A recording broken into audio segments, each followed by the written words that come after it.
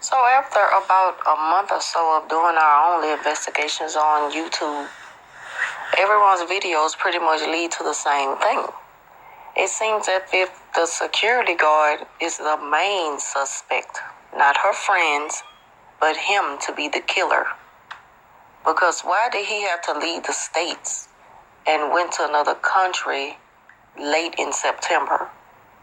And then the lawyers, they're like just on a hush as of now. We're really not hearing anything about the independent investigating that they're doing. So what's up with all that? And then now her mother is falling sick. And then she puts up this post that everybody's talking about that went viral. She mentioned how he left her boyfriend left her a few weeks before Kenneka died. So many people are assuming that he probably had something to do with her death. I don't know. I haven't really went too deep into that because I'm just trying to stay on the fact that all the fingers are pointing to the security guard when you look at all the videos. And he's not nowhere near the United States anymore.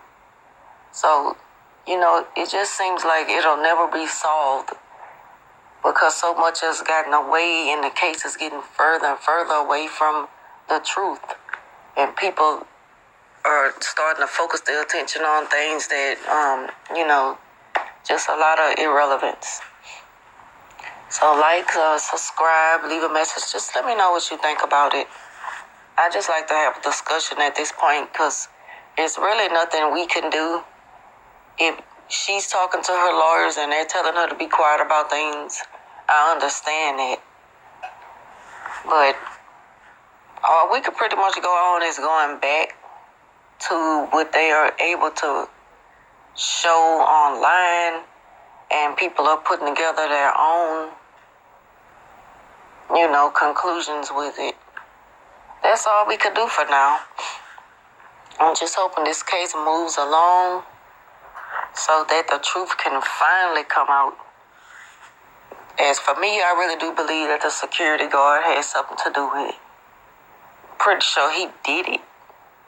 He was in there trying to talk to her and he seen she was under the influence. And another thing came to mind. Someone mentioned about her drinking, but not drinking very much. But then for her to get that high level of, intoxicated, that it comes from the drugs they put in her drink. Well, the medications. Because they wasn't even like a regular ecstasy pill. Because we know what the ecstasy pill do to people. I've seen this for myself when I used to be out in the clubs. And I would see people drinking. I'm talking about high intensity drinks. And they did not get like that. I've seen people her age drinking. 19-year-olds or whatever. They weren't even allowed to. Of course, you're going to see people doing things that they're not allowed to do. Because when I was in a club, I'm sure they was buying drinks for kids, for people who was underage. But even in the neighborhood, you know about people and the habits, the things they do. And you don't hear talk of them. It just getting to that level with anybody.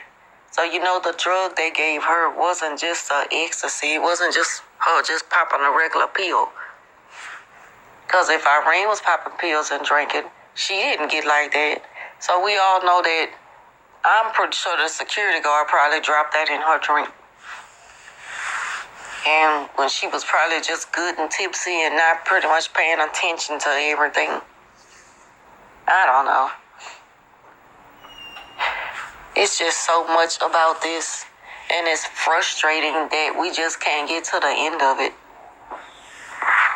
It's 1 minute you think that it's almost conclusive, and then the next minute it's like you all the way back to square one with the investigation.